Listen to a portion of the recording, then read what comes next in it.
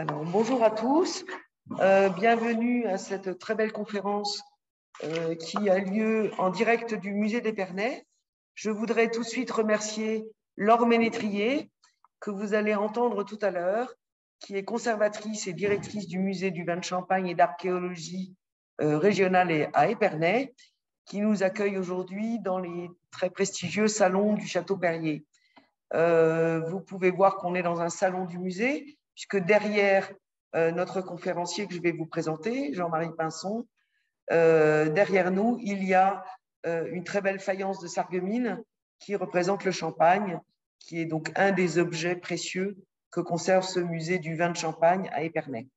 C'est une adresse emblématique qui se trouve le long de l'avenue de Champagne à Épernay, et nous avons l'habitude de dire que c'est au cœur de la zone cœur du bien inscrit au patrimoine mondial. Je vous invite à venir visiter le musée d'Épernay, qui a été restauré de main de maître et qui est magnifique.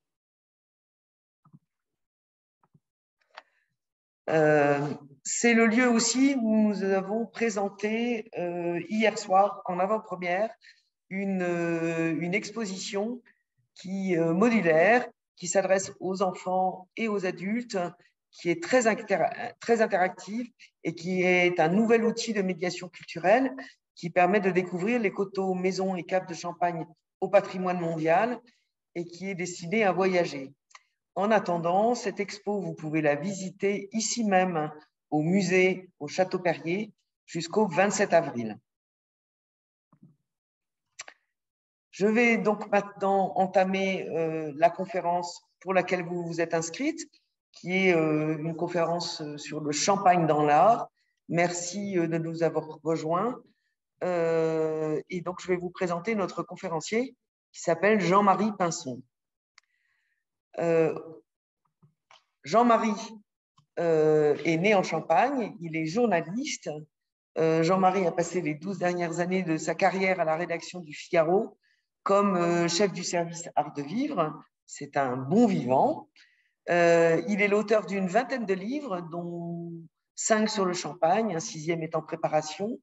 Et c'est un homme passionné par le champagne qui a côtoyé ses amis, chefs de cave et vignerons. Et en faisant ça, il était déjà un esthète avant même de parler de champagne dans l'art. Parce qu'il allait à la recherche des meilleures alliances, mets et vins, avec la complicité des grands cuisiniers et des grands œnologues de la région. Pour son livre « La Champagne dans l'art », dont sont extraits les grands chapitres qu'il va nous présenter aujourd'hui, Jean-Marie a fait le tour du monde des musées et des catalogues de musées, et aussi celui des maisons de champagne. Alors, pourquoi nous avons choisi ce thème? C'est parce que l'art est une des dimensions de notre singularité qui a compté dans le dossier de candidature auprès de l'UNESCO, parce que la représentation du champagne dans les arts, d'une façon générale, sont un élément intrinsèque de la valeur universelle et exceptionnelle de notre inscription. Ils répondent directement au critère numéro 6. On est inscrit sur 3 critères, mais le critère numéro 6, c'est celui qu'on peut qualifier de patrimoine immatériel. Et les œuvres artistiques et littéraires qui ont une signification universelle exceptionnelle font partie des critères d'inscription. Donc voilà, donc c'est à ce titre que parler de champagne dans l'art, c'est pertinent pour la mission coteau, maison, cave de Champagne. Aucun autre vin n'a fait l'objet de si nombreuses représentations ou mentions, qu'elles soient littéraires, cinématographiques ou même visuelles, et elles traduisent à elles toutes la place exceptionnelle du champagne. Et d'ailleurs, les marques et maisons et les vignerons continuent de s'inscrire dans cette longue histoire, de faire travailler des artistes pour nourrir l'imaginaire autour de leurs produits. Il peut s'agir de publicité, d'édition limitée, de décoration intérieure, de sculpture, etc. Aujourd'hui, nous allons voir des tableaux, mais vous savez que l'art est souvent, y compris dans le produit et dans le mécénat des maisons et des vignerons. Je vais laisser la parole à Jean-Marie. Merci Jean-Marie d'être là avec nous. On va découvrir le champagne selon plein de dimensions. Et grâce à vous, on va pouvoir en profiter. Donc, profitez bien des beaux tableaux expliqués par Jean-Marie. Bonsoir à toutes et à tous. Comme l'a dit Anne, que je remercie ici pour sa présentation, l'idée de présenter le Champagne à travers les œuvres d'art était quelque chose qui occupait mon esprit depuis très longtemps. J'ai été un passionné, comme elle l'a dit, du Champagne depuis aussi très longtemps. Et comme j'ai l'habitude de le dire, moi je suis né du côté des Betteraves, dans le nord de la Marne. Malheureusement, donc je ne suis pas né en plein milieu des coteaux et je ne sais pas du tout, je ne savais rien du tout du Champagne auparavant. C'est pour ça que je pense j'ai cherché un peu à me venger en écrivant quelques livres déjà de Champagne grâce à la complicité, comme l'a dit Anne tout à l'heure, de mes amis chefs de cave qui m'ont vraiment tout appris. Et donc, les livres aussi m'ont appris des choses et j'avais découvert l'histoire de la Champagne à travers quelques écrits. Et c'est notamment le plus célèbre des livres sur la Champagne, l'histoire de la Champagne, c'est évidemment François Bonal, le colonel Bonal que tout le monde connaît ici en Champagne, qui avait le premier montré l'intérêt et l'histoire du Champagne depuis sa création jusqu'à nos jours. Mais il y avait d'autres écrivains aussi qui s'étaient penchés sur la question. Et ce qui me dérangeait dans mon propos, c'était que je ne voulais pas faire le énième livre de Champagne et je voulais le présenter d'une autre manière. Et l'idée donc m'est venue après avoir remarqué dans les différents musées. Grâce à mon métier, j'ai visité un certain nombre de musées de grandes villes du monde. Et donc là, j'ai vu que le Champagne était très représenté d'une manière picturale, aussi avec d'autres formes d'art, notamment on évoquera l'Ursa par exemple, qui les tapisseries qui sont arrangées, donc le 7e, tous les moyens artistiques ont été employés pour magnifier le Champagne. Et donc l'idée était venue de raconter le Champagne à travers juste des tableaux. Pourquoi? Parce que les tableaux nous renvoyaient une vision ponctuelle de la manière dont il était conçu, comment il était mis en bouteille, comment il était servi et avec quoi il était servi surtout. C'était très intéressant de voir déjà dès les premiers tableaux, nous allons voir que les alliances sont déjà telles qu'elles sont encore aujourd'hui sur nos tables. Et donc, c'était intéressant de voir à la fois cette progression. Et donc, l'idée m'est venue aussi de constater que les représentations de Champagne reflétaient un peu le caractère des gens et finalement le caractère du Champagne. Et donc, nous allons voir à travers une cinquantaine de tableaux, voir défiler un certain nombre de caractères du Champagne. Qu'est-ce que c'est que le Champagne? Nous allons voir, d'abord on va parler de son art, bien entendu, mais le Champagne peut être un sacré agent de séduction et finalement, on le connaît surtout comme un cœur de fête, bien entendu. Et quand il y a la fête, quelquefois, on la pousse un peu loin et on va vers l'ivresse. Et l'ivresse, évidemment, peut conduire aussi à des excès qui tournent parfois à la polissonnerie. Nous allons voir que des tableaux sont témoins de ce genre de dérive. Et puis après, le Champagne, évidemment, il devient un personnage tellement un peu encombrant qu'il est un peu, il sent le soufre à un moment donné et il va recouvrer sa vraie notoriété au moment des célébrations, notamment après la guerre de 1914-1918. Mais aussi, on va voir qu'il est aussi un symbole de la réussite pour les gens qui se font représenter avec le Champagne de différentes manières. Et on va voir que cette réussite, elle est toujours associée avec le vin blanc cher à Apollinaire. Donc, nous allons commencer par parler d'une manière générale. Là, vous avez vu la couverture du livre que j'ai écrit, qui est paru dans les éditions Thalia, avec la complicité de l'éditrice Alexandra Sokolov, qui a eu l'idée, parce que plusieurs éditeurs ne sont pas engagés à mes côtés, ils ne pensaient pas, ils trouvaient que ce n'était pas assez historique, probablement. Et surtout, moi, je ne sortais pas non plus de l'école du Louvre, donc je ne pouvais pas commenter les livres, pensait-il, les arts, les représentations artistiques, pensait-il, d'une manière sérieuse. Donc, finalement, cette couverture, qui est celle d'un dessin de Gruau, ô combien grand maître du dessin qu'on connaît et qui a déjà montré combien ce champagne est séducteur. Donc, nous passons maintenant à la naissance du champagne. La naissance du champagne, bon, la plus vieille maison de champagne, tout le monde le sait maintenant, tous ceux qui s'intéressent au champagne, c'est la maison Ruinart, 1729. Mais avant qu'elle soit représentée, que la Champagne soit représentée à travers son breuvage, il s'est passé quelque temps. Et nous avons devant nous un tableau qui est le tableau signé de Jean-François de Troyes et qui s'appelle Le Déjeuner d'huîtres, qui est assez célèbre et qui a son pendant avec le suivant, nous allons le voir, et qui nous représente là, en 1735, qui nous représente vraiment ce qu'on peut attendre du champagne aujourd'hui. C'est-à-dire qu'on est au milieu d'une compagnie de gants. On notera que les dames sont absentes, mais on est en 1735. Et ce tableau est destiné au roi Louis XV, qui n'était pas très, qui montrait un peu de tristesse, et son entourage avait voulu lui montrer un peu des choses joyeuses, notamment ce tableau et le suivant. Et là, on voit les convives, notamment sur la partie gauche.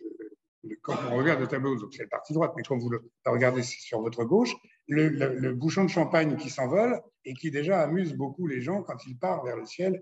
Et puis, vous avez les alliances. Les alliances, là, ce sont des huîtres. Les huîtres, évidemment, qui toujours sont les compagnons idéaux pour le champagne.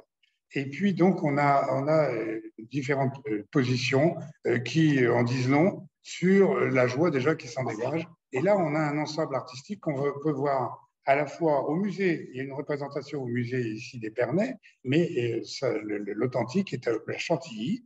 Et il est à côté donc d'un autre tableau qu'on va voir, qui est le tableau de Nicolas Lancret. Et alors ça, c'est le déjeuner, on vient de voir le déjeuner d'huîtres, et là, on voit le déjeuner au jambon. Et là, c'est déjà aussi très précurseur de ce que peut être le champagne.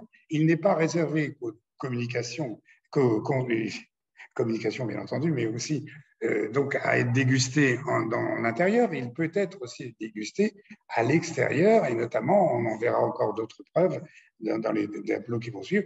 Il peut être dégusté en pleine nature. Il a sa place dans sa nature. Et là, on a donc Nicolas Lancret a présenté une autre forme d'accord, c'est que le jambon peut très bien aller, le champagne peut très bien aller avec le jambon peut très bien aller avec le champagne. Et là aussi, on a encore cette expression de joie. On voit la fontaine qui coule, comme si le servant servait du thé en plein milieu du Sahara. Ben, on n'est pas au milieu du Sahara, là, on est dans la forêt d'un château. Et là aussi, c'était pour donner de la joie à Louis XV. Et ce deuxième tableau, donc, comme je l'ai dit, est à Chantilly.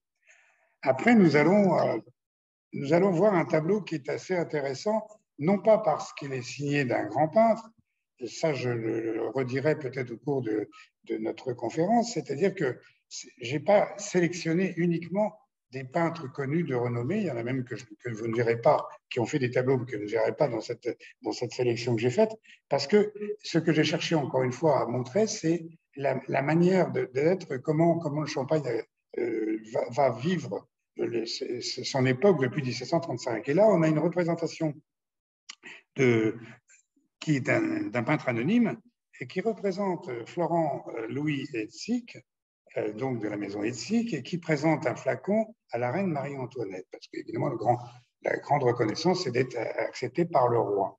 Et donc, c'est une manière aussi de commencer à montrer donc c'est postérieur évidemment à cette époque, mais de montrer par certaines maisons l'intérêt du champagne et de revendiquer une certaine antériorité ou en tout cas une certaine présence dès l'histoire du champagne auprès des grands de ce monde. Alors, je vous ai dit qu'il y avait le personnage du champagne et le personnage du champagne, il est très important dans son caractère. Là, on va le voir comme agent de séduction. Ce tableau qu'on connaît en général, qui est d'Édouard Monet, c'est chez le Père Latuile, c'est un tableau de 1879, donc on est déjà un peu plus loin que l'époque précédente, 1735. Et là, on a effectivement la preuve que les représentations de tableaux nous montrent la manière dont on le boit. Le personnage a entre les mains une coupe, donc on verra l'évolution et on saura pourquoi.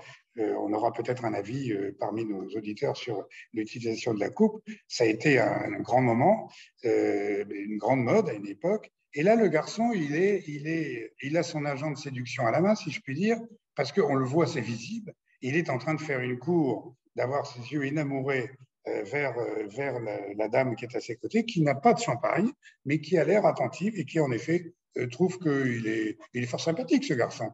Et là, on est chez le Père Latuile et le tableau donc, de M. Manet, Édouard Manet, nous montre que c'est le fils de la maison Latuile qui est en action. Donc, c'est déjà un agent de séduction. Ici, nous avons un tableau de Rogy. Alors, Georges Rogy est un peintre belge et qui s'est intéressé aussi à des scènes de séduction. La preuve, ici, on a une expression en noir et blanc et la suivante va être en couleur. Voilà, c'est un gros plan. Et la position du personnage est différente. La première, on a vu, on peut revenir un tout petit peu en arrière, la première, on a vu qu'il y a une grande scène de bal. Voilà, c'est une grande salle de bal, on le voit dans le miroir, et le personnage regarde sa compagne, qui est en train de flûter, comme on dit, c'est un mot qu'on emploie en Champagne, quand on boit d'un seul coup, et quelquefois un peu de déraison, on boit de la coupe cul sec, mais on appelait ça flûter. Et donc là, il regarde sa compagne, alors que dans la suivante, il y regarde derrière. Et vous avez vu tout à l'heure, il y avait une autre dame à côté, une dame qui avait l'air triste et qui finalement, on peut imaginer qu'elle s'interroge sur le rôle de ce monsieur. Donc le séducteur séduit sans doute quelqu'un d'autre qui est dans la salle à travers le miroir. Voilà encore un agent de séduction. Henri Gervais, un grand monsieur du 19e siècle. Là, on a même débordé un petit peu. Ce tableau date de 1909. On est au Pré-Catelan et Henri Gervais avait toujours l'idée de montrer le grand monde. Il n'était pas toujours apprécié par ses collègues peintres, notamment il était relativement détesté par les nabis, les jeunes peintres qui entouraient Toulouse-Lautrec à une certaine époque, mais ça c'est une autre histoire. Et Henri Gervais nous montre ici donc la grande vie mondaine. Et là, on va voir un gros plan qui nous en dit un peu plus sur les personnages qui sont tout de suite à notre droite. On a un gros plan, voilà. On est dans l'intérieur du restaurant et ici, on a une mondaine qui n'est autre que Liane de Pougy, ô combien célèbre à l'époque, et qui, évidemment, montre à côté son attente, ou en tout cas sa séduction elle-même. Elle séduit peut-être avec cette position, mais surtout, il y a le champagne qui est quand même très présent, et on verra plus loin que Gervais a une autre manière de nous montrer le champagne au Pré-Catelan. Ensuite, nous avons un tableau champenois ô combien, qui est, on peut le dire, ici il n'y a pas de publicité, il n'y a que des gens qui ont collaboré à mon ouvrage et qui m'ont aidé à l'éclairer. Et là, c'est la maison Deutz. Et notre ami Fabrice Rosset m'avait indiqué qu'il y avait évidemment cette grande personne qui s'appelle Pierrette, tout simplement. C'est la fin du 19e. Et on voit là la champenoise parfaitement représentée. On voit déjà que la séduction, il y a un petit regard coquin, un petit regard mutin, c'est une champenoise, aucun doute. Et ensuite, elle a une coupe aussi à la main, c'est encore le temps de la coupe. Et on voit que ses joues en rosy ne sont pas seulement en rosy par les artifices, mais parce qu'elle boit, elle a déjà un peu bu. Et donc, mais elle est très sympathique et elle nous séduit, en tout cas, elle cherche à nous séduire dès son premier regard. Et le champagne, évidemment, est son complice. Ensuite, là, on ne sommes plus contemporains. C'est un peintre contemporain, Juarez Machado, qui nous montre ici, il a peint beaucoup autour du champagne et il est un grand amateur de ce breuvage et nous a montré une scène qui est intéressante, qui est résumée faussement dans le meuble. Le meuble que vous voyez, ça s'appelle une conversation. Pour ceux qui ne le savaient pas encore, c'est un fauteuil très connu au 19e siècle, mais même au 20e. Et là, cette conversation, elle est paradoxale parce qu'on voit que la dame n'écoute pas ce que dit le monsieur, Le monsieur est un peu attentiste, enfin, il a peut-être une arrière-pensée, j'en sais rien. En tout cas, il cherche peut-être à nouer plus la conversation. Et un signe aussi qui ne nous trompe pas, c'est que les verres à champagne, qui ne sont plus des coupes cette fois-ci, sont encore bien complets. Voilà, donc ça c'est une contre-séduction, si je puis dire, mais le champagne est encore présent. Après Juarez Machado, nous avons évidemment le grand Pablo Picasso qui n'a pas manqué de nous représenter cette scène du repos du Minotaure. C'est le champagne et la menthe dans sa description. Et ce Minotaure, tout costaud amoureux qu'il est, a besoin d'un ami, et son ami, c'est le champagne. Le champagne, encore agent de séduction. Alors, cette séduction, j'ai commencé un peu par ce modèle, parce qu'on a tous su que le champagne est séduisant lui-même, mais il est surtout un acteur de la fête. C'est vraiment le cœur de la fête. Et le premier tableau que je vous propose est de Mariano Alonso Pérez, qui est du 19e siècle. C'est la promenade en barque.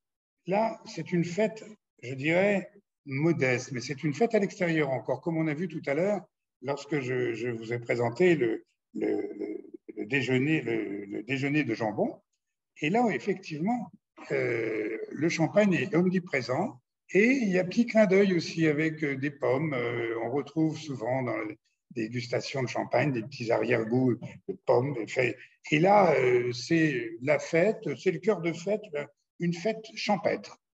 Après, on va voir une fête qui n'est pas moins champêtre, c'est de dire, mais là, on retrouve cette fois-ci encore le grand monde.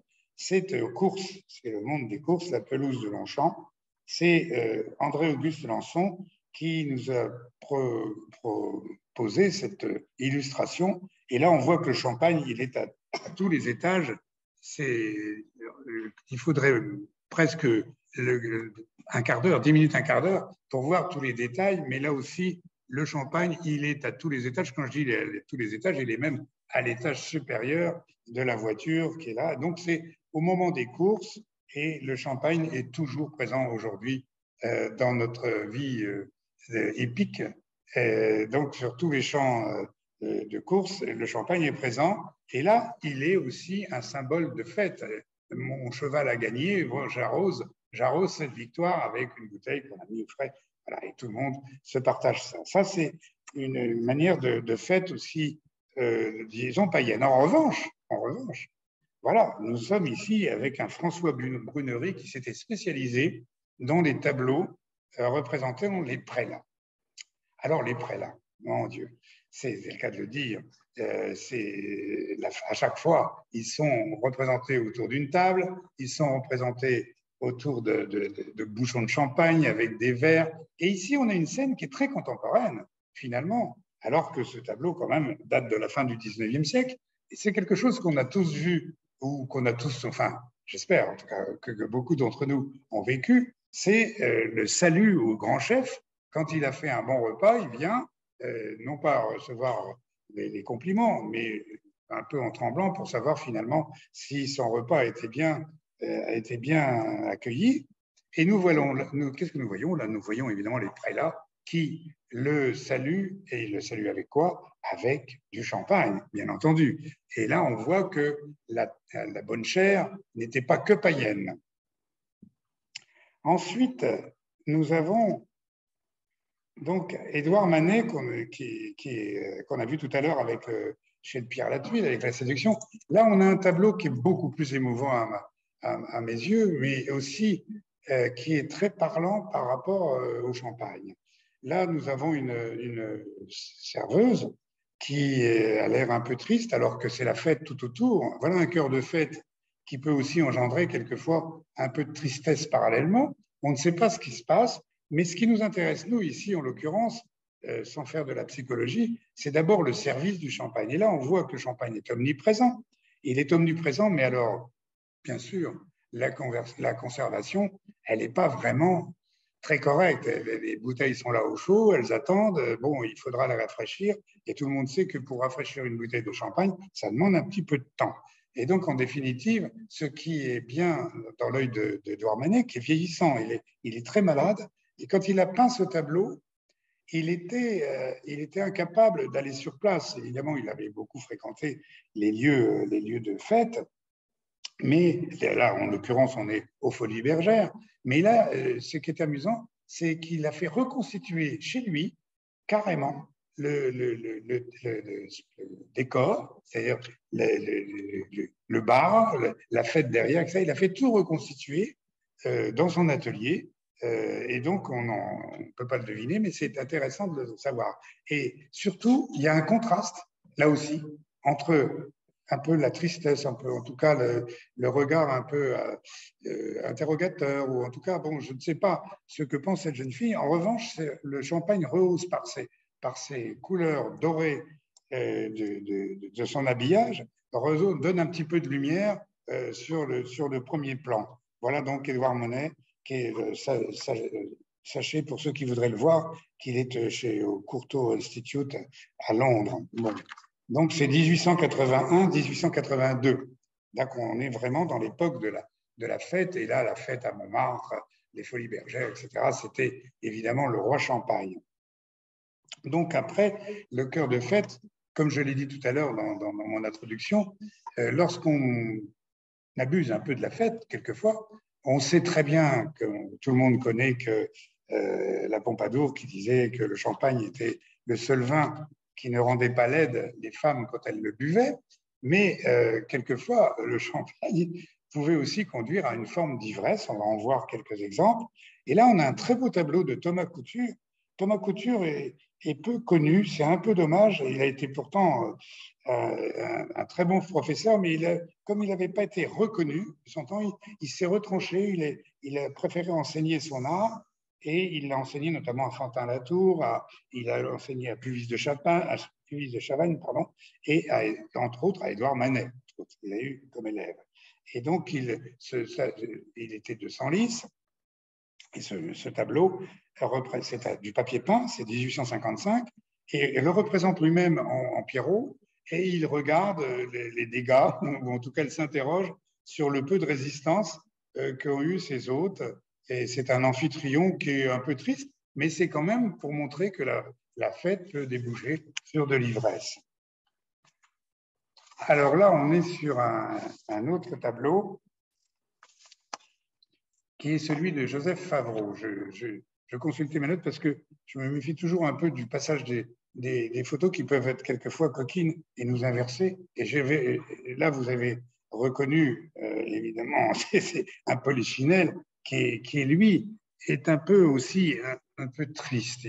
Il est vieillissant et bon, qu'est-ce qu'il a dans la tête? On n'en sait rien, mais il a en tout cas le mérite de nous montrer, de nous témoigner que l'ivresse peut atteindre même le Polichinelle et que celui qui nous fait rire peut être triste, avec la bouteille qui est à côté, presque tombant de la table.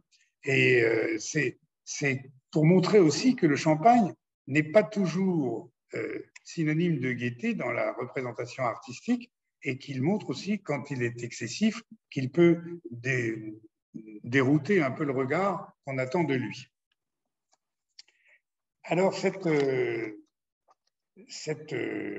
ivresse, elle est encore mieux représentée, si je puis dire, sous le pinceau de Dimitrios Emmanuel Galland, qui a peint cette scène en 1905. Elle n'est pas vulgaire en tant que telle. Elle a été décriée à une époque, mais je trouve qu'elle n'est pas tellement vulgaire. Elle est réaliste. Et en somme toute, il n'y a rien comment dirais-je, qui peut choquer la morale, en dehors du fait que bon, ben, la dame a un peu bu et finalement, elle se repose sur les genoux du monsieur qui lui-même montre qu'il a aussi un peu bu. Et là aussi, on voit qu'on est en 1905, on boit encore le champagne en coupe, et ce qui est un peu dommageable selon les amateurs de champagne, puisque les nouveaux verres à champagne ont tendance à refermer vers le haut, parce que dès qu'on mettait du champagne dans la coupe, d'abord on ne voyait que très peu le jeu de la bulle. Et puis ensuite, tous les arômes s'exhalaient trop vite et on ne pouvait pas en bénéficier, même pour ceux qui avaient un grand nez, ce n'était pas suffisant pour tout s'échapper trop vite. Donc voilà, Monsieur Galland, et derrière, on a un couple qui est enlacé, qui lui-même donc n'est pas tout à fait ivre, mais là aussi, on voit qu'il y a un côté séducteur, toujours dans le champagne, on va le voir tout le temps. Mais là, on est donc dans l'art de l'ivresse, mais la bonne ivresse sympathique. Alors là, on retrouve notre ami Machado. Alors Machado, je vous avais prévenu, c'est un personnage qui aime bien Champagne et quelquefois, il en note aussi les excès. Donc là, c'est une évocation double.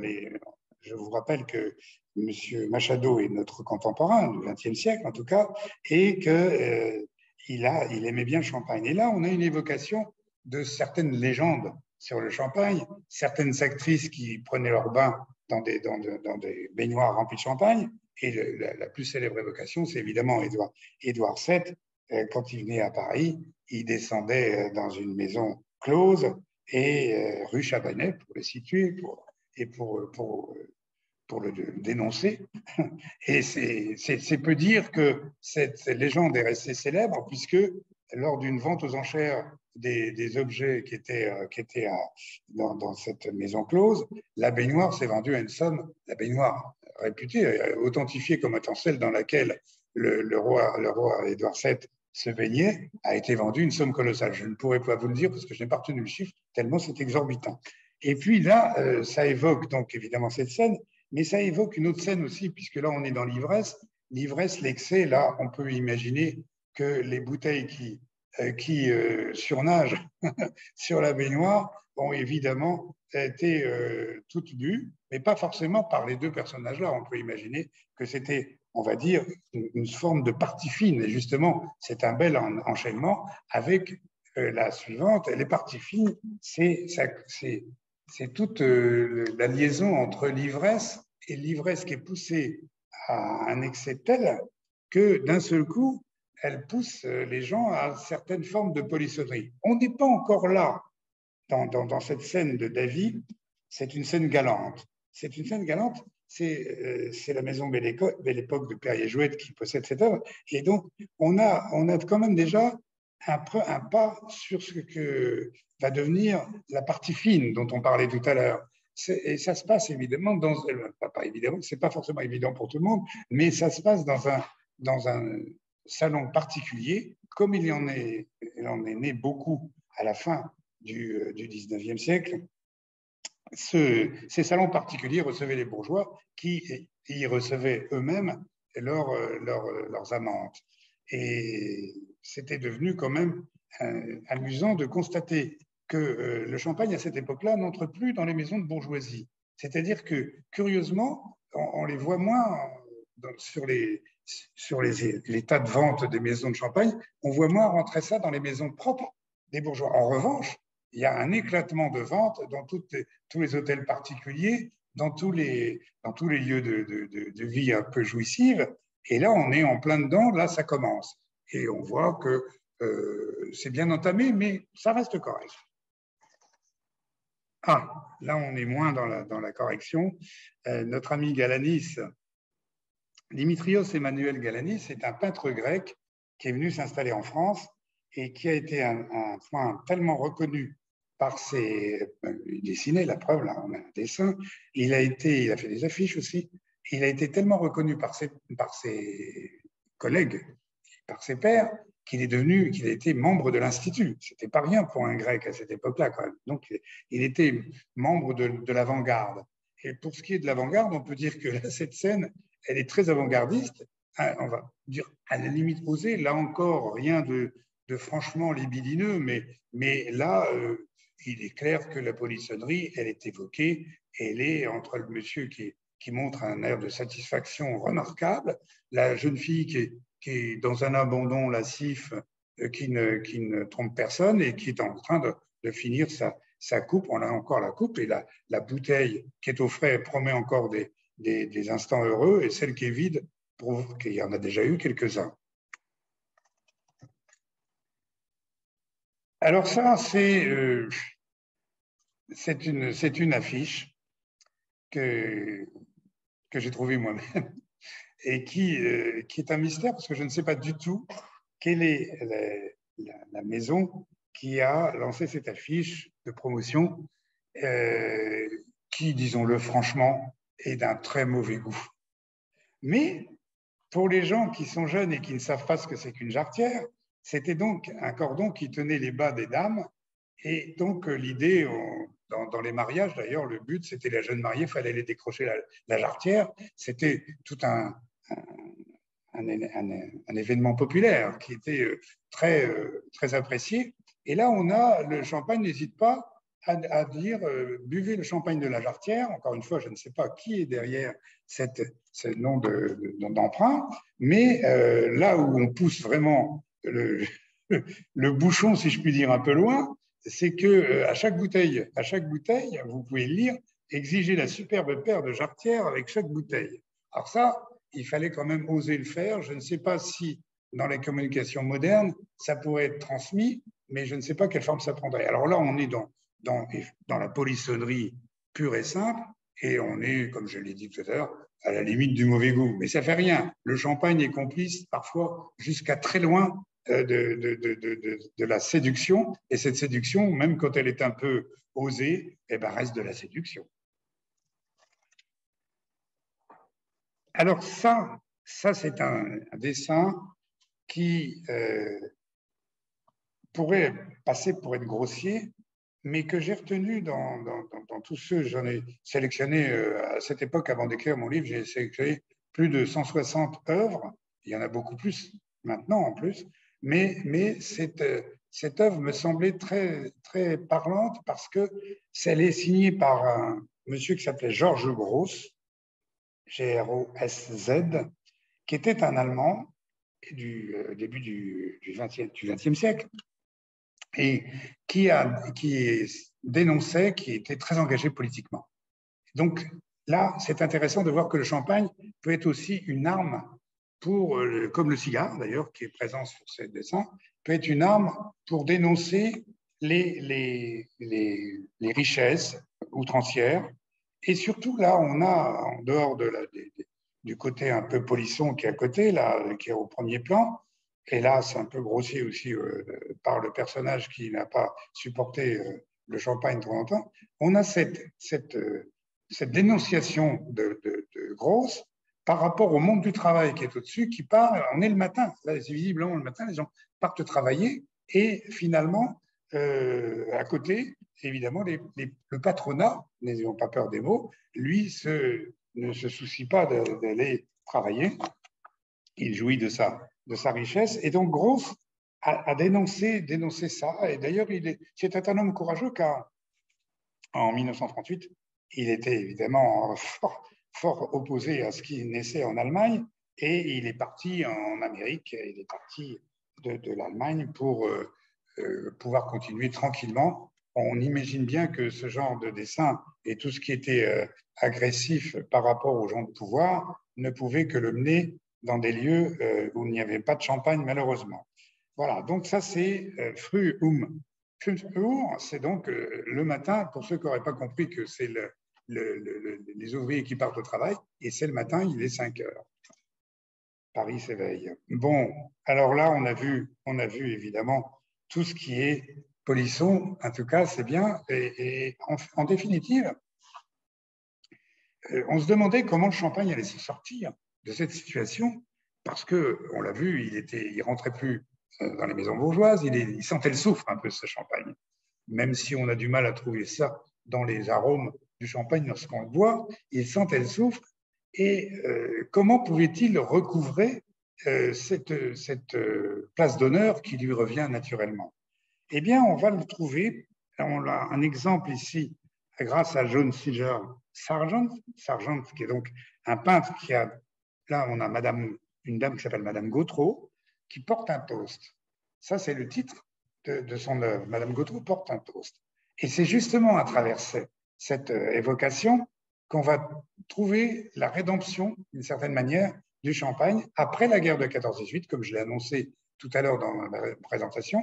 Il va recouvrer une certaine aura parce qu'il va être le symbole de la victoire et à chaque fois qu'on va célébrer la victoire ou qu'on va porter un toast à l'honneur, ça va être formidable parce qu'il est évident que le champagne va être le prétexte non plus cette fois-ci de la fête proprement dite, c'est une fête finalement, mais on va fêter la victoire. Et d'un seul coup, le champagne retrouve son aura. Donc ça, c'était Sargent. On le retrouve évidemment chez notre Navelet national. On a parlé de peinture, j'ai dit que c'était toutes les formes d'art. Et là, on est chez un sculpteur. Et Navelet est le sculpteur le plus célèbre de la Champagne champenoise. On est au XVIIIe siècle, et là, on porte des toasts, c'est la fête, etc. J'en passe et des meilleurs. On va voir un gros plan et on verra. Voilà, là, c'est aussi, ça reste. Alors, on voit ça à cette époque-là dans des coupes, des grandes coupes, peut-être même sans je ne sais plus comment ça s'appelle, ça il y a un nom particulier, mais finalement, le champagne a sa place. Et puis la séduction aussi, on la retrouve. On retrouve au premier plan, évidemment, c'est une méthode tout à fait connue que le champagne aide au rapprochement. Là, pour mémoire, cette sculpture est dans les caves Pommery. Très, très belle, très belle. Il y en a d'autres, Navelet, mais c'est très bien. Pour montrer que c'est mondial, parce que je n'ai pas encore insisté là-dessus, le champagne a dépassé nos frontières depuis longtemps, ne serait-ce que parce que les cours royales, quand elles sont invitées, les têtes couronnées sont invitées en France, et à chaque occasion et chaque prétexte, et de présenter le champagne, évidemment, ça revient dans les cours. Et si on n'est pas dans les cours, on est chez les peintres, et les peintres, on est quand même les peintres du nord, à Skagen. Skagen, c'était un lieu où il y avait de belles lumières, c'est d'ailleurs un lieu qui a toujours de belles lumières, et qui avait attiré les peintres comme certaines grands lieux typiques de nos peintres français. Et là, on est à Skagen avec un peintre qui a peint ses collègues, qui s'appelle Croyer, Peder Severen Croyer, et ça s'appelle Hip Hip Hip Hurrah. C'est en 1883-88, il a mis 5 ans pour le faire. Et ce qui est intéressant là, c'est de voir le rôle du champagne, qui d'un seul coup va réunir les familiales, non plus la fête entre des couples, mais là, on est en présence d'une famille, et la maman qui invite sa petite fille, d'ailleurs, à lever son verre, ou en tout cas à y goûter, à mettre peut-être quelques gouttes de champagne sur ses lèvres, enfin, et tout le monde a l'air très heureux, et ça se passe aussi dans la nature. Voilà, ça c'est le champagne célébration étrangère. On a d'autres, évidemment, d'autres représentations, mais celle-ci me semblait très symbolique. Alors, à partir de la célébration, le champagne prend corps, vraiment. Il prend une vraie. Alors, je l'ai dit que c'était un personnage, je l'ai traité en personnage dans mon livre, mais c'est un vrai personnage. Et il va devenir, après être célébré ou célébrateur, si je peux me permettre ce néologisme, il va être dans la célébration, proprement dite, et de l'auto-célébration des gens qui montrent d'une certaine manière leur réussite. Ça devient un symbole. Et là, ce tableau est très intéressant parce que vous pouvez le voir au musée d'Épernay, ici, où il est bien mis en évidence. Je pense d'ailleurs que notre directrice et conservatrice du musée, tout à l'heure, Aurore, nous en dira un mot parce qu'il est très intéressant. Voilà quelqu'un qui a réussi, qui montre, il a une médaille. C'est donc M. Alexis Grimaud. On ne sait pas encore si c'est lui qui l'a peint, parce que c'est pas forcément authentifié, encore que grâce à la maison Moetensi, qui est mécène à sa restauration, la médaille, il y a une signature Alexis Grimaud. Bon, mais tout ça, en plus, on voit que le bouchon est ficelé. On n'est pas encore au musée de nos jours, ça aussi, on va en parler tout à l'heure, mais là, il est ficelé, et puis là, il est marqué par un seau de cire. Et donc, ce monsieur, visiblement, a été couronné pour sa réussite. J'ai imaginé, parce que il n'y a aucun écrit là-dessus, j'ai imaginé que c'était un marchand de vin qui avait été récompensé pour son champagne et qui montrait sa réussite, évidemment, à côté, avec la bouteille et sa médaille. Voilà, ça, c'est monsieur Grimaud. Ensuite, autre, tout à fait symbole de réussite, voilà un monsieur. Alors ça, c'est Charles Mertens, donc un Belge, le titre s'appelle « Homme assis buvant du champagne », comme si on ne le voyait pas, mais bon, en tout cas, c'est intéressant. Et on va aller plus loin, c'est-à-dire que là, il y a la bouteille qui est à côté, il a son verre, sa flûte à côté de lui, et derrière le bateau, il y a aussi une bouteille. Et on peut penser raisonnablement que c'est un armateur, parce qu'il y a beaucoup de symboles, ou quelqu'un qui travaille en tout cas pour la marine. C'est un monsieur qui est cossu, il a une cigarette à la main, il a des chaussures de très belle alloi, un chapeau haute forme, qui montre que c'est un monsieur qui est dans l'aisance. Et lui, il en profite pour se faire peindre avec justement le symbole de la réussite, qui est le champagne. C'est notre ami Gervex, dont j'ai parlé tout à l'heure, Henri Gervex, qui a fait un autre, dans la scène qu'on a vue globale, il y a un autre gros plan. Et là, c'est un personnage intéressant que beaucoup de gens connaissent par ailleurs, c'est le baron de Dion. De Dion, qui est devenu célèbre avec son association avec l'ingénieur Bouton. Il avait créé la voiture de Dion Bouton, que les collectionneurs connaissent. Et là, il est à la table, il a invité Liane de Pougy. Donc, c'est encore une personne qu'on connaît. Et visiblement, il montre sa réussite à travers ce tableau. Enfin, plutôt, Gervais montre l'homme qui a réussi. Et là, la réussite est associée avec le champagne, la bouteille, etc. Voici une représentation amusante à plus d'un titre. C'est pour moi, Plançon, oui, André Plançon, qui a peint ça. C'est surtout contreplacé un décor qui était qui décorait une chambre, enfin un appartement, mais carrément dans le France et dans le paquebot France.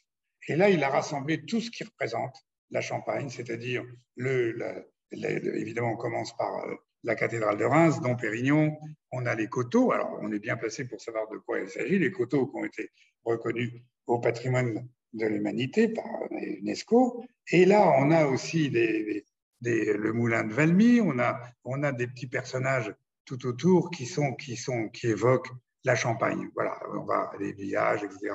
On pourrait passer aussi beaucoup de temps là-dessus, mais une conférence est limitée dans le temps et donc je ne vais pas abuser parce que sinon, je vous retiens jusqu'à demain matin.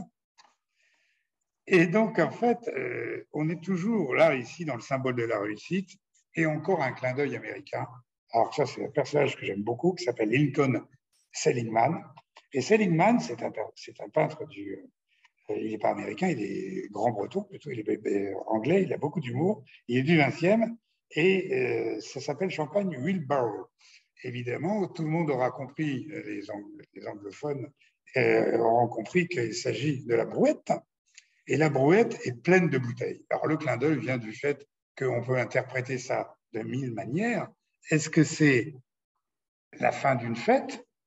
Alors voilà, c'est cycle transit. Ou est-ce que c'est aussi un symbole de réussite? C'est la maison qui a offert ce champagne, évidemment, a réussi. Et la brouette le prouve. Là, c'est une petite histoire plus amusante. J'ai découvert ce dessin d'une peintre, enfin d'une artiste australienne qui vit en Nouvelle-Zélande. Et dans ses représentations de sa vie quotidienne, Iris Stensma a voulu montrer qu'elle prend du champagne avec son petit déjeuner. Ce n'est pas une chose étonnante pour nous, ça peut paraître étonnant, mais dans beaucoup de pays, le champagne peut être bu, et notamment les anglo-saxons sont très amateurs de champagne au petit déjeuner. On aura compris que les croissants, c'est une évocation aussi très, très européenne, même si ce n'est pas une invention française, qu'elle est autrichienne, comme on sait, mais en attendant, le champagne est là aussi en tant que symbole de la réussite. On imagine que cette dame a réussi dans sa vie et qu'elle peut se permettre de boire du champagne au petit déjeuner. Alors, on va passer sur le personnage le plus, qui est devenu le plus important, c'est le symbole, on a vu le symbole de la réussite, et là, on va voir un symbole tout aussi important, qui est le nec plus ultra du moi-je. Le champagne s'affiche. Il s'affiche Et là, ça va être avec la complicité d'un certain nombre de grandes maisons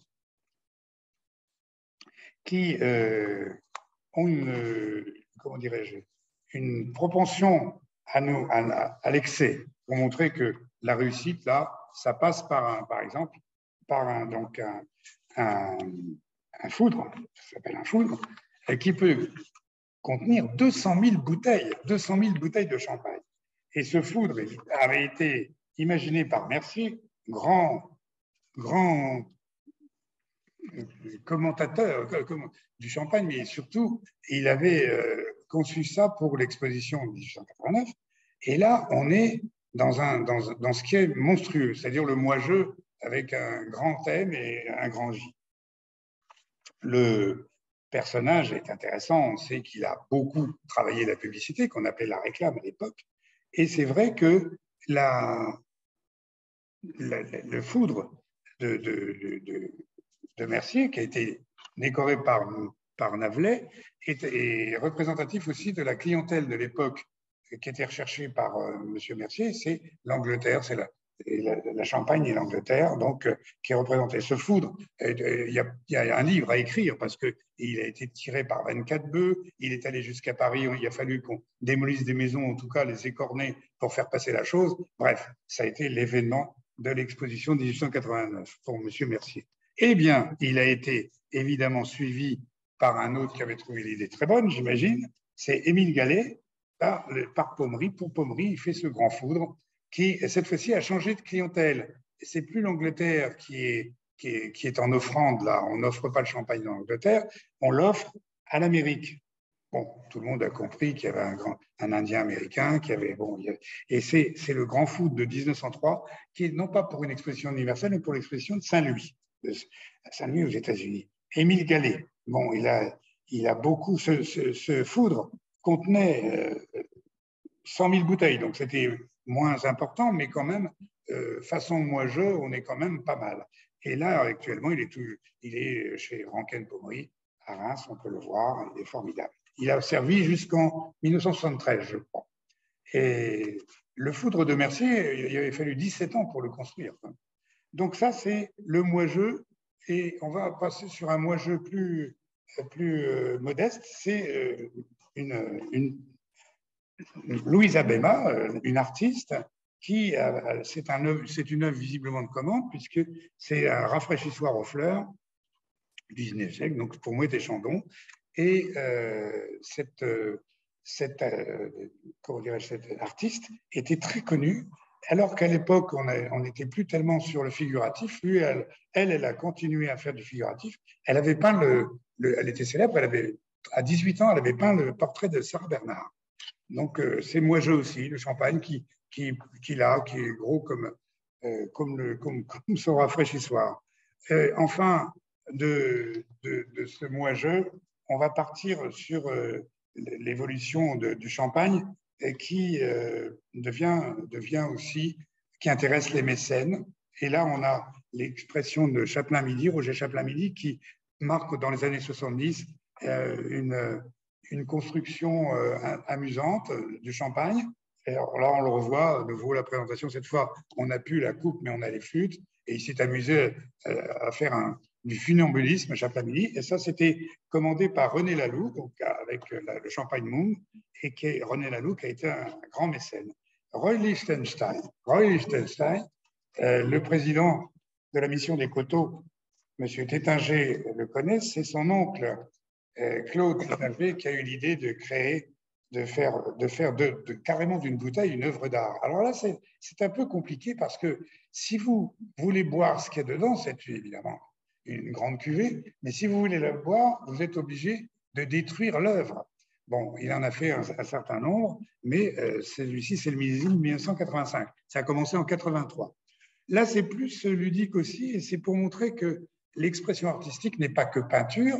Là, on a Gérard Puvis, qui est un spécialiste d'expression avec justement les matériaux. C'est une œuvre tridimensionnelle, puisqu'il part des matériaux du champagne, d'une bouteille de champagne, la collerette, le muselet, etc. Et il va faire des œuvres poétiques. Celle-ci, c'est le soleil au cœur de l'hiver. et on est chez Gosset, qui l'avait commandé. Encore du mécénat chez... alors là, il déteste ça, Bruno Paillard dit, enfin il déteste, il n'aime pas, il ne se reconnaît pas comme un mécène.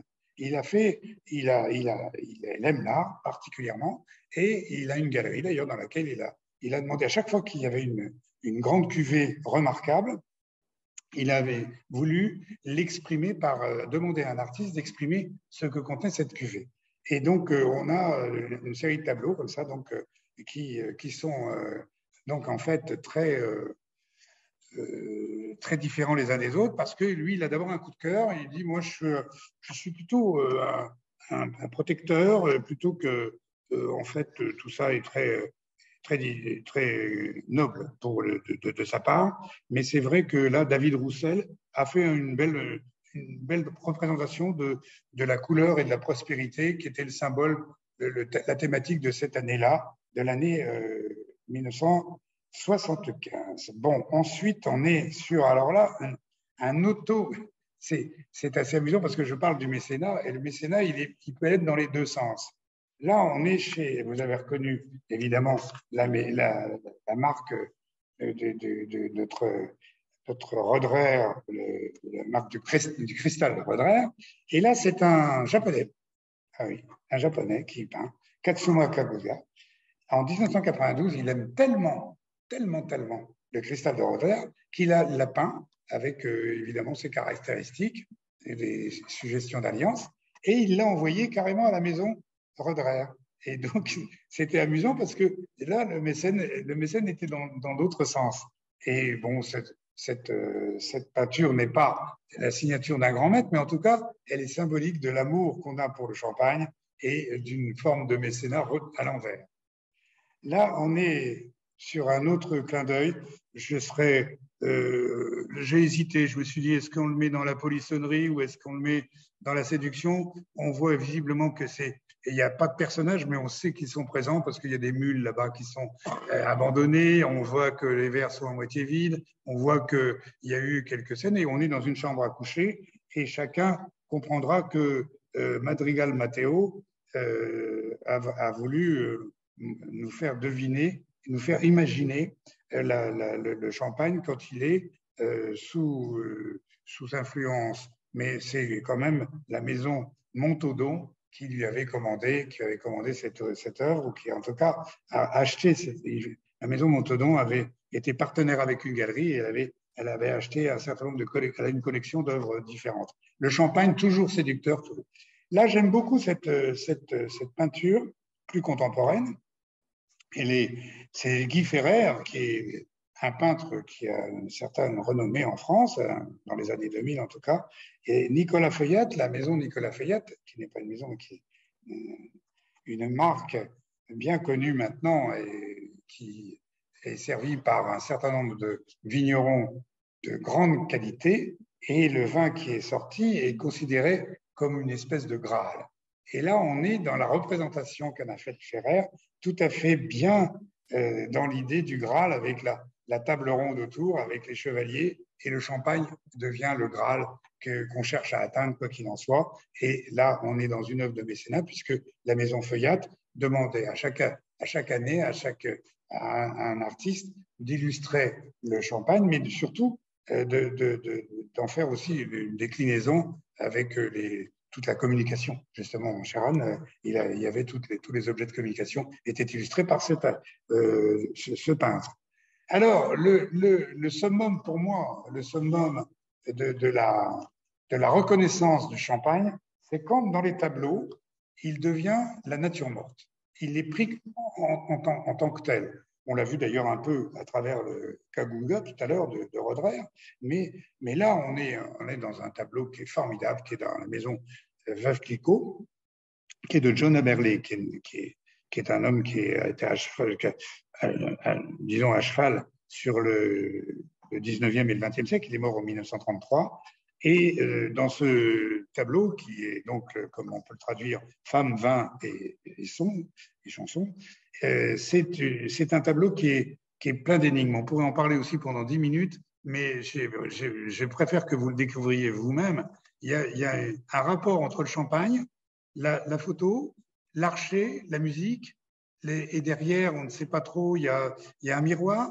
Est-ce que c'est un symbole de rupture? Est-ce que c'est parce qu'il y a une corde cassée dans le violon?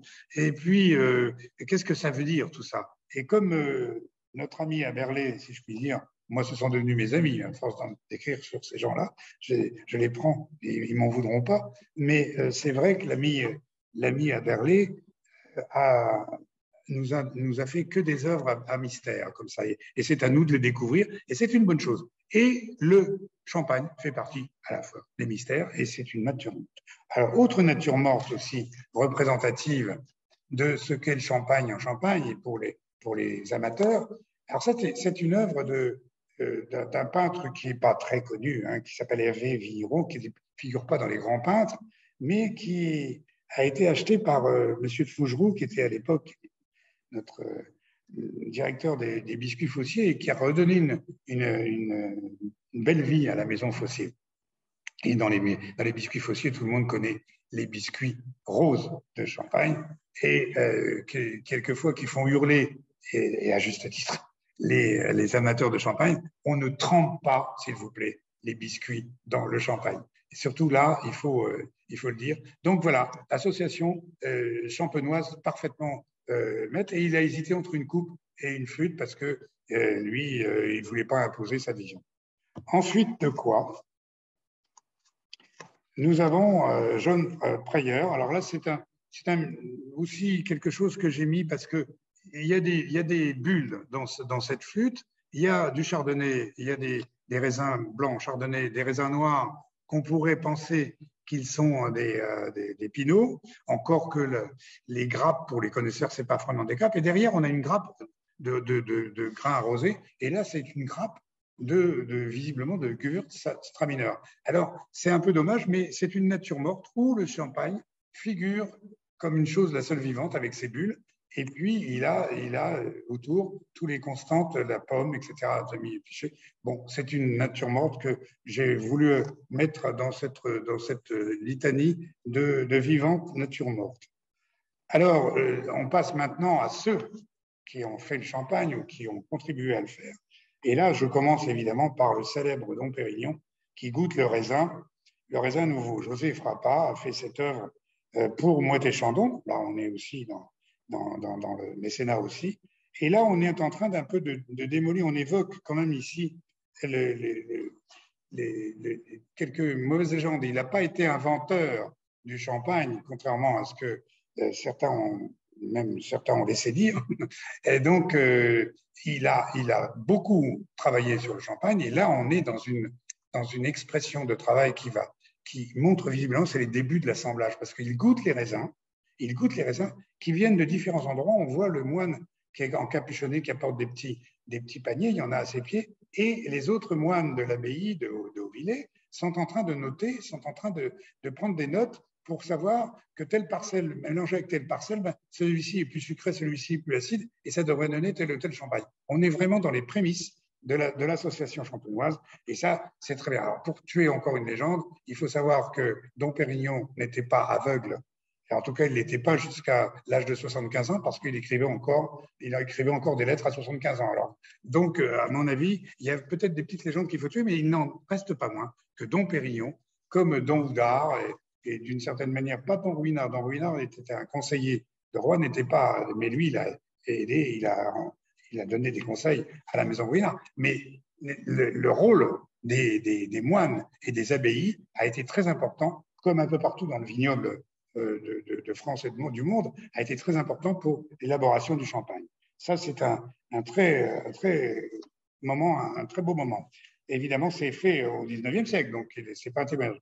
Autre moment pour rendre hommage enfin à des personnages qui commencent. Nous avons tous peut-être été ici autour de cette table, et puis ceux qui regardent cette conférence, je dirais que ça nous est arrivé tous de travailler au Vendange. Et là, on a un André David, en 1925, a fait une fresque qui est toujours visible. Elle est au Boulingrin, café du Boulingrin, brasserie. Et là, c'est un gros plan sur justement les champenois. Et là, on voit très bien les champenoises, par exemple, avec son bas-volet, cette coiffe très typique de la Champagne. Et là, elle trie les grappes. Et donc, les autres derrière apportent des paniers dans le panier mannequin, c'était le panier d'osier, maintenant ça se fait plus, mais ça reste une pièce maîtresse symbolique de ceux qui ont fait le champagne. Alors, un autre moment, c'est là, on a vu ceux qui cueillaient et qui triaient le raisin. Là, on voit dans cette mosaïque, donc j'ai dit qu'il n'y avait pas que les peintures, et là, il y a des mosaïques, une mosaïque de Auguste Gilbert Martin. Auguste Gilbert Martin est célèbre, il a fait la plus grande mosaïque du monde. C'est celle qui est dans le plafond de la basilique du Sacré-Cœur à Paris. Et elle fait quand même quelque chose comme, je ne sais plus, 350 mètres carrés. C'est énorme.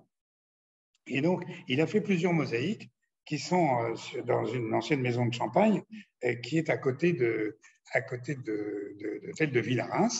Et donc, il a représenté des personnages dans leur action à l'époque, quand on bouchait, alors avec le maillet, le trapézioidal, il y a tout un tas là, il y a le remueur, celui qui remue après qu'on ait mis la liqueur de dosage, on poignettait, comme on disait, on poignettait le champagne, et là, on a plusieurs représentations comme ça, et on regardait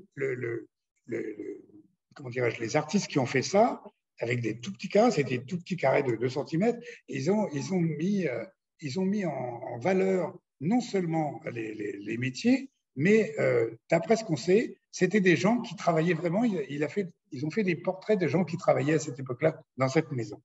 Ensuite, alors, nous avons un de mes tableaux préférés, la chapelle Fujita, notre Léonard Fujita, qui était, rappelons-le vite fait en 2 mots, il était bouddhiste et il a eu d'un seul coup, il est devenu croyant parce qu'il avait, comment dirais-je, une révélation. Et il a voulu, grâce encore une fois à la complicité de M. René Laloux, il a voulu faire résumer un peu cette croyance et cette révélation à travers une petite chapelle qui est dans les jardins, à côté des jardins de maintenant, ça appartient, c'est géré par la ville de Reims, mais c'est à côté du Champagne-Moum. Et donc là, Léonard Fujita, il a fait ça et il est mort en 68. Et juste une petite aparté personnelle, j'étais moi-même à Reims à cette époque-là et je l'ai vu travailler. Et c'était un personnage très, très haut en couleur, très sympathique, d'une grande gentillesse. Et Léonard Fujita, donc là, nous présente la Vierge à l'enfant, et elle est assise, comme par hasard, sur un tonneau, c'est pas un foudre, mais c'est quand même un gros tonneau. Et ensuite, il a été entouré par des orantes qui ont elles-mêmes des grappes. Et pour que l'image de la Champagne soit bien ancrée, on voit la cathédrale des Reims derrière et la basilique Saint-Rémy, où il a eu cette révélation du catholicisme, de la chrétienté. Et donc, c'est Léonard Fujita, c'est vraiment à voir. Alors, toute la chapelle est décorée, c'est vraiment une œuvre d'art très sympathique et très émouvante, très émouvante. Alors, dans les gens qui ont auxquels on doit rendre, auquel le champagne doit rendre hommage, c'est, voilà, merci. Ça, c'est encore Fujita. On va repasser, voilà. C'est un gros plan d'un vitrail de Notre-Dame de Reims qui a été fait en 1954 par Jacques Simon, la famille Simon, grand comment dirais-je, artiste connu pour ses vitraux. Et c'est ce vitrail, cette représentation a été comment dirais-je, une reconnaissance intéressante parce qu'elle a été financée par des Américains, par des donateurs, mais surtout par 44, pour être exact, 44 villages champenois, dont certains ont leurs noms qui sont marqués, Damery, Dormant, on voit ici, Auger, les Rissets, etc.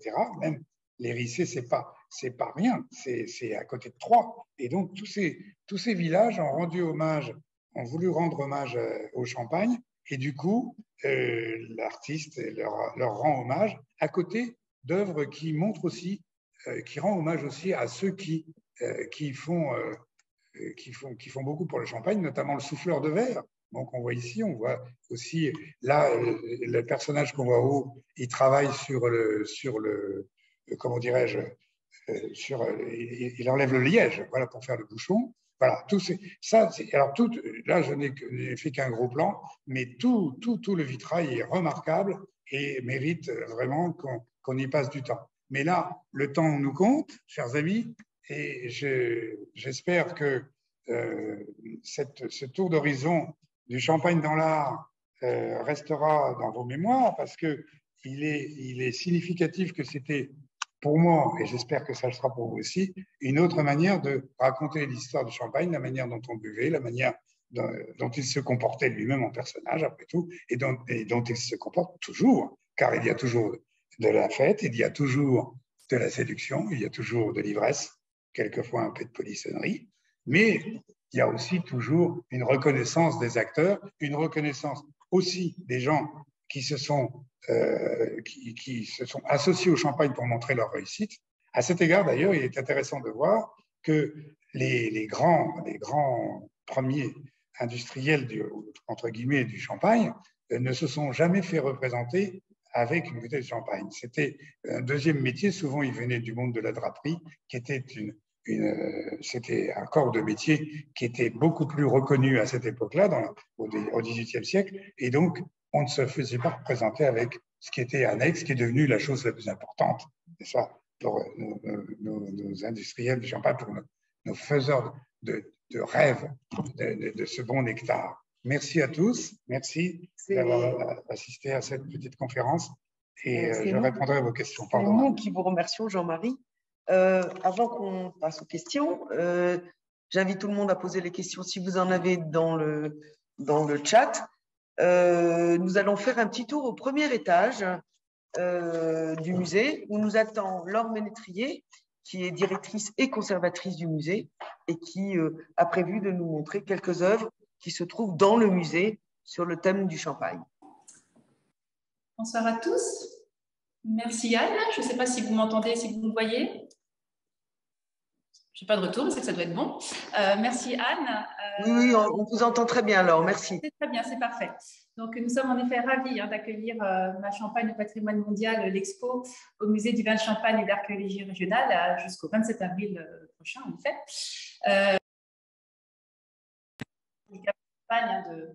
De la confiance qu'elle témoigne à la fois au musée d'Épernay, centre d'interprétation nomade. Et puis, je suis ravie également d'accueillir M. Jean-Marie Pinson pour cette conférence qui était passionnante sur la complicité très forte entre le monde du champagne et le monde des arts. Et en clin d'œil, je voulais vous montrer quelques pièces maîtresses du parcours champagne du musée qui témoignent également de ces liens très forts entre le champagne et l'art. Et donc, je voulais commencer avec une œuvre dont M. Pinson nous a parlé ce soir. C'est Le buveur de champagne, attribué à Alexis Grinou. On vous voit là, on vous entend, on vous voit, merci. C'est parfait. Voilà, donc c'est l'œuvre dont a parlé M. Pinson tout à l'heure. C'est un dépôt du musée du Louvre. C'est ce qu'on appelle un MNR. Alors juste, ça c'est une petite digression. Musées nationaux récupération, ce sont ces œuvres qu'on a récupérées à la fin de la Seconde Guerre mondiale, qui sont gérées par les musées publics français dans l'attente de retrouver les éventuels propriétaires ou ayants droit. Donc, nous gérons, nous, ici, à Épernay, ce dépôt du musée du Louvre. Et vous voyez, c'est un homme qui tient une bouteille qui semble être une bouteille de vin effervescent, de champagne, puisque c'est une bouteille qui est ficelée et qui est cachetée à la cire. Donc, c'est sans doute, en effet, un dégustateur de vin de champagne. Mais ce tableau pose en effet quelques questions. Il y a quelques interrogations autour de ce tableau, puisqu'il a été réalisé par un peintre qui est décédé en 1733. Donc, ça signifierait donc le tableau a été réalisé avant, peint avant, et que donc on aurait sans doute une des premières représentations de dégustation de champagne. Voilà, alors, voilà, un tableau qui a fait couler beaucoup d'encre, à défaut de faire couler du champagne, qui a fait couler beaucoup d'encre, et sur lequel il y aura encore sans doute des recherches à mener pour pouvoir mieux le dater, l'attribuer, et pouvoir attester qu'on a bien affaire à une bouteille de champagne. Je voulais également ce soir vous présenter quelques œuvres qui sont en lien avec les arts de la table et donc le service et la dégustation de champagne, puisqu'en effet le champagne a également beaucoup inspiré les faïenceries, les cristalleries, les maîtres verriers. Alors quelques exemples, regardez ce rafraîchissoir en faïence, il a été fait dans la faïencerie de Lunéville, vers Nancy, et donc il est typique de ces rafraîchissoirs à coupe qu'on utilisait dans les cours aristocratiques du XVIIIe siècle pour rafraîchir les coupes à champagne. Et derrière, vous pouvez admirer deux très beaux seaux à champagne qui ont été réalisés par la verrerie Lalique. Alors, vous savez sans doute, René Lalique, il est champenois, puisqu'il est né tout près d'ici, à Haï. Et donc, vous avez ici deux modèles de seaux Lalique, notamment le seau Épernay. Et ce sont donc deux seaux qui ont été offerts au premier musée du vin d'Épernay par René Lalique lui-même. Évidemment, je ne peux pas ne pas vous montrer la flûte pomponne. Donc, la flûte pomponne, c'est cette fameuse flûte qui n'a pas de pied. Ce qui signifie que quand on vous sert du champagne dans cette flûte, il faut s'empresser de boire le champagne presque cul sec pour pouvoir reposer sa flûte, parce que sinon on risque de renverser le champagne. La flûte pomponne est également l'emblème de cette célèbre confrérie champenoise, l'ordre des coteaux de Champagne. Et puis je finis alors pour montrer les liens très forts entre le monde du champagne et la création contemporaine, avec ce grand rafraîchissoir de la grande dame Veuve Clicquot, qui est en verre soufflé et qui a été commandé à des maîtres verriers de Murano, Carlo Moretti, donc dans la lagune de Venise. Donc vous voyez que là, on est sur quelque chose de beaucoup plus contemporain dans les lignes et dans le style. Maintenant, je vous invite à me suivre. Je vais vous montrer un ravissant portrait peint d'enfant. Au passage, je vous invite à admirer le facsimilé du foudre pommerie qui a été réalisé donc, par Gallet et qui vous a été présenté par M. Pinson il y a quelques minutes. Donc un facsimilé en modèle réduit, évidemment. Le vrai foudre chez Pommery est beaucoup plus grand.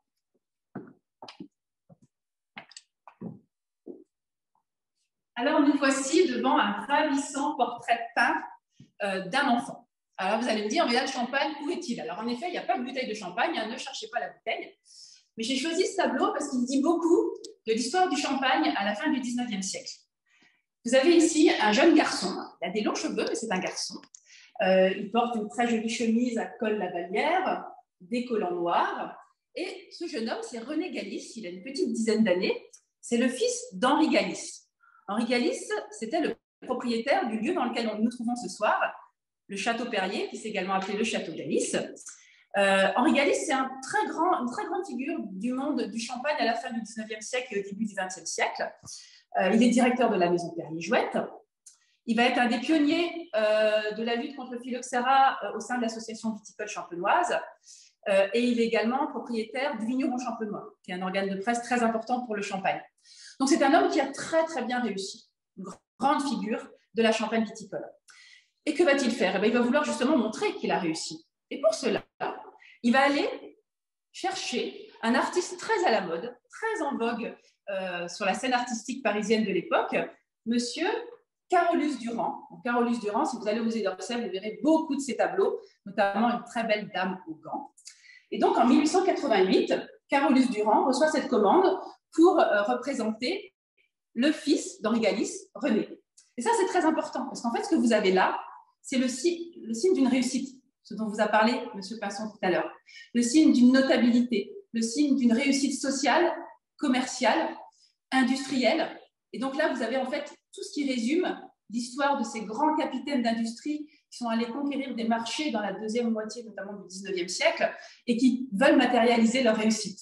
Alors, l'oncle d'Henri Galis avait fait construire ce château, le château Perrier, pour montrer qu'il avait réussi à faire du champagne. Et son neveu, Henri Galis, lui, va passer par la création artistique pour montrer qu'il a réussi. Au passage, je vous laisse quand même admirer la facture brillante de ce tableau. Carolus-Duran est un très grand peintre, très proche de Manet, qui était très inspiré par la facture de Velázquez. Et on retrouve ce talent pour représenter les matières et cette tendresse, cette délicatesse pour représenter ce jeune homme. Donc voilà, là on est sur quelque chose d'assez prestigieux de l'histoire du champagne. Pour finir cette petite présentation, qui j'espère vous donnera envie de venir visiter le musée, je vais vous montrer deux dernières œuvres où là, on va être sur un aspect un peu moins glamour, un peu moins prestigieux, mais qui, pour moi, résume très, très bien l'âme champenoise. Suivez-moi.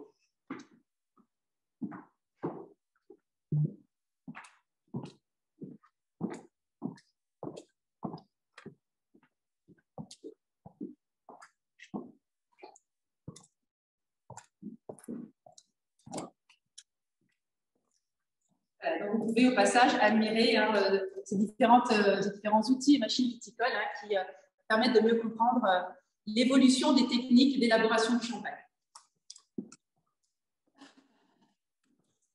Nous voici dans l'ancienne chambre de Madame Perrier. C'est aujourd'hui la salle qui est dédiée au vendange et au pressurage. Et je vous invite à admirer ces deux sculptures en plâtre, en ronde-bosse. Donc ronde-bosse, ça signifie qu'on peut tourner autour.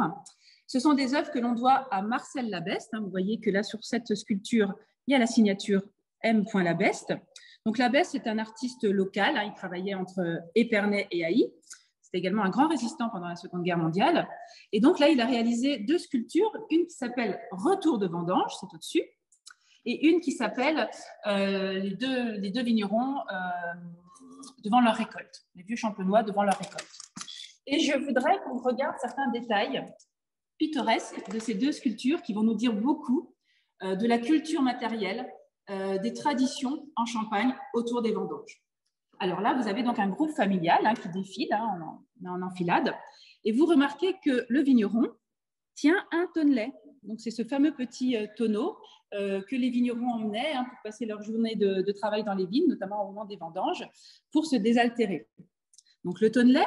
Et puis, son épouse, elle, tient le petit panier en osier pour la récolte des raisins au moment des vendanges. Vous voyez également qu'elle porte la célèbre coiffe champenoise, le bagnolet, la coiffe traditionnelle champenoise pour se protéger à la fois du soleil et du vent. Elle donne la main à son fils, qui n'a pas résisté à aller grappiller une grappe de raisin, comme on a tous envie de le faire au moment des vendanges. Et donc, on sent qu'il apprécie beaucoup, qu'il se délecte de cette grappe de raisin. Il a également un panier en osier avec lui et il porte les sabots. Et puis, sur la sculpture du bas, là, vous voyez ce couple de vignerons, peut-être même les mêmes vignerons qui sont présentés sur la première sculpture, qui encadrent des paniers, les fameux paniers mannequins traditionnels, les paniers traditionnels de vendange, dans lesquels on peut mettre jusqu'à une centaine de kilos de raisins, et qui, comme vous le savez, il y a beaucoup de photos qui le montrent, étaient portés sur les épaules de deux porteurs, les deux débardeurs, qui plaçaient en fait une perche sous les anses de ces paniers, et donc portaient ces très lourds paniers sur leurs épaules. Donc, j'ai choisi en fait ces deux sculptures parce que ce qui m'a intéressé ici, c'est que Labeste, le sculpteur, ne cherche pas à montrer le côté laborieux, le côté fastidieux des vendanges, même si en effet c'est le cas, parce que c'est très physique, les vendanges. Non, ce qui l'a intéressé, c'est montrer le côté fédérateur des vendanges. C'est un moment très important en Champagne, les vendanges, encore aujourd'hui, un moment fédérateur, un moment festif. Et donc, c'est ce qui ressort de ces œuvres. Le côté familial, on y va en famille, le vigneron, son épouse, son enfant. Donc, on voit qu'il y a une vraie tendresse de la part du sculpteur pour ces scènes de vendange. Et donc là, ça nous rapproche de beaucoup d'autres artistes de cette époque. On est là dans les années 1930, mais dès le 19e siècle, il y a beaucoup d'artistes qui vont chercher à représenter et à valoriser le monde des paysans, le monde des vignerons. Pensez à l'Angélus de Jean-François Millet, pensez à Jules Dalou. C'est des grands artistes qui ont célébré le travail dans les champs, le travail dans les vignes. Et c'est ce qui m'a intéressé ici. C'est qu'ici, vous avez en fait l'âme de la Champagne, ses traditions, sa culture matérielle, donc qui ont également font partie de ces éléments qui ont été reconnus par l'inscription du 4 juillet 2015 des coteaux, maisons et caves de Champagne au patrimoine mondial de l'UNESCO. Et donc, ça me semblait intéressant, en contrepoint de ce portrait peint d'enfant que je vous ai montré tout à l'heure, où là, on était plus sur la réussite de ces grandes maisons de Champagne. Je voulais vous montrer cet autre aspect qui est tout aussi important pour témoigner de cet héritage de l'histoire de la Champagne viticole.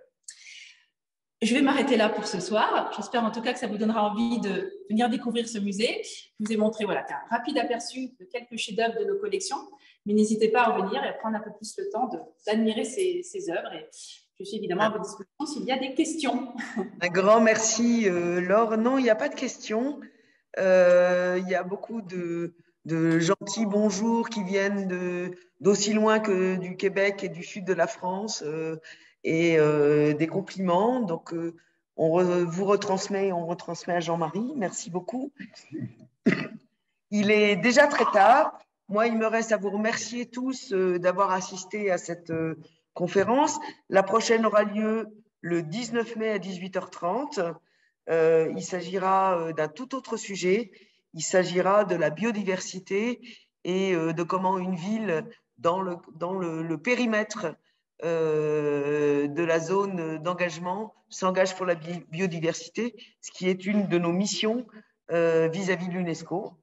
Et donc 19 mai à 18h30 et ensuite 14 juin à 18h30 aussi. Ça sera une conférence par Patrick Demouy. Donc, on sera dans le domaine historique, bien sûr. Patrick nous présentera l'identité territoriale de la Champagne, des origines à nos jours. Voilà, je vous souhaite une très bonne soirée. Merci d'être venus très nombreux à assister. On a une question. Oui. Est-ce que les vidéos peuvent publier ces visuels pour faire rêver leurs abonnés? C'est une bonne question, je peux y répondre. En fait, il y a des droits, même si ce sont des anciens. Il faut aller rechercher, et puis si ça appartient à des musées, il faut payer un droit, mais en fonction, c'est très variable en fonction de la diffusion. Si on en fait un objet publicitaire, si on en fait un certain nombre, si voilà, tout est à calculer, mais ça demanderait aussi un grand débat.